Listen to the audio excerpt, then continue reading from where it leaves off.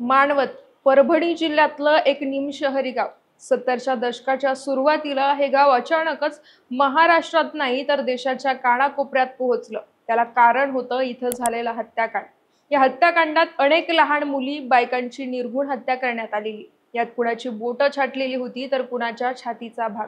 हे सगळं करण्यात आलं होतं एका मांत्रिकाच्या म्हणण्यावरून। त्यावेळी नेमकं घडलं काय, या हत्याकांडात कोण कोण सहभागी होतं पाहूया या व्हिडिओच्या माध्यमातून।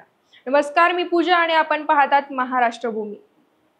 साधारण 70च्या दशकाच्या सुरुवातीची गोष्ट असेल। मानवत मध्ये उत्तमराव बारहाते नावाच्या व्यक्तीचं मोठं प्रस्थ होतं।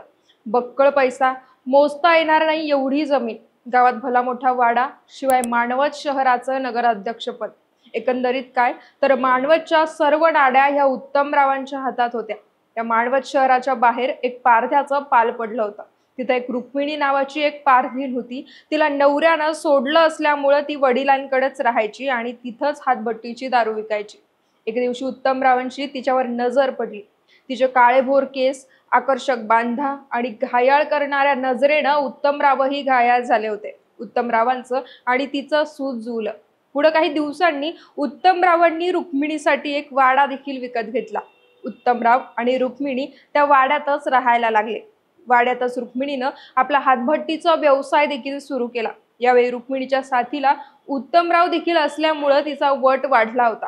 अशात काही वर्ष लुटली, मात्र तरीही रुक्मिणीला मूलबाळ होत नसल्यामुळे ती आणि उत्तमराव एका मांत्रिकाकडे गेले। त्या मांत्रिकाने त्यांना सांगितलं, तुमच्या वाड्यातल्या पिंपळाच्या झाडावर मुंजा बसलाय, त्याला प्रसन्न करावं लागेल। त्यानंतर संतान प्राप्ती होईल आणि वाड्यातलं गुप्तधन देखील मिळेल। त्या मुंजाला प्रसन्न कसं करायचं हा आता प्रश्न होता। त्यावर मांत्रिकाने सांगितलं, मुंजाला मुलींच्या रक्ताचा अभिषेक घालावा लागेल। उत्तमरावांनी त्यांच्या 2 गड्यांना, ज्यांची नावं सोपान आणि शंकर अशी होती, त्यांच्यावर मुलींना आणण्याची जबाबदारी दिली। या दोघींनी गयाबाई नावाच्या 10 वर्षाच्या चिमुरडीला शिकार करायची योजना आखली आणि 14 नोव्हेंबर 1972ला त्यांनी तिची हत्या केली। 3 दिवसांनी तिचा मृतदेह उत्तमरावांच्या शेतातल्या ओढ्याजवळ सापडला। तिच्या डोक्यावर मारल्याच्या खुणा होत्या आणि गुप्तांगावर देखील जखमा होत्या। यानंतर 15 दिवसातच एक शकीला नावाची 9 वर्षांची मुलगी देखील गायब झाली। ती सरपण आणायला घराबाहेर पडली आणि परतलीच नाही। काही दिवसांनी तिचा मृतदेह दूरच्या एका शेतात सापडला। तिच्या शरीरावर देखील अशाच जखमा होत्या। त्यानंतर साधारण फेब्रुवारी महिन्यात 3रा खून झाला। यावेळी त्यांनी एका 35 वर्षाच्या महिलेला शिकार बनवलं। या महिलेचं नाव होतं सुगंधा। ती बांबूच्या टोपल्या विणायची। एक दिवशी ती शिंदेच्या वनात गेली असता तिचा जीव घेण्यात आला। पुढे महिनाभरातच आणखी एक 10 वर्षाच्या नसीमा नावाच्या मुलीचा देखील मृतदेह सापडला। तिचं शिर कापण्यात आलं होतं। गुप्तांगावर जखमा होत्या तर छातीचा भाग काढलेला आणि उजव्या हाताची करंगळी तोडलेली होती। अशा क्रूर पद्धतीने या चिमुरडीचा प्राण घेतला गेला होता। आता एकाच गावात आणि एकाच पद्धतीनं इतक्या महिलांच्या खुनानंतर प्रशासन खडबडून जागा झालं आणि पुढे तपासाला वेग आला। तपासाची काटे थेट जाऊन उत्तमराव आणि रुक्मिणीवर येऊन ठेपले। त्यांना संशयित म्हणून ताब्यात घेण्यात आलं, मात्र त्यांनी कबुली दिली नाही। ते पोलिसांच्या ताब्यात असतानाच आणखी 2 खून झाले। यात कलावती बोंबले नावाच्या 32 वर्षाच्या महिलेचा आणि एका 10 वर्षाच्या मुलीचा समावेश होता।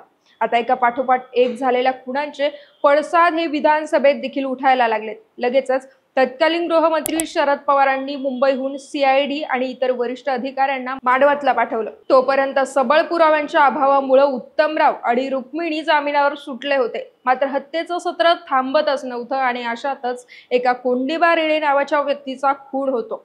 त्याच्या खुनाच्या संशयात रुक्मिणीची बहीण समिंदरीला अटक करण्यात येते आणि पोलीस ही हिसका दाखवल्यानंतर ती कबुली द्यायला सुरुवात करते। तिच्या जबाबावर उत्तमराव आणि रुक्मिणीला पुन्हा अटक करण्यात येते। पुढे त्या मांत्रिकाला देखील अटक होते। या हत्याकांडात शेवटी खून झालेले 3 व्यक्ती हे एकाच कुटुंबातले सदस्य होते, तर त्यांचा खून होताना एका व्यक्तीनं बघितलं होतं। पुढे त्याची साक्ष आरोपींना शिक्षा देण्यात महत्त्वाची ठरली। या हत्याकांडात एकूण 18 जणांचा समावेश असतो। त्यातल्या एकाचा मृत्यू होतो तर काहींची पुराव्याअभावी सुटका। तर उत्तमराव आणि रुक्मिणीला जन्मठेप होते आणि त्यांचा गडी सोपानला फाशी।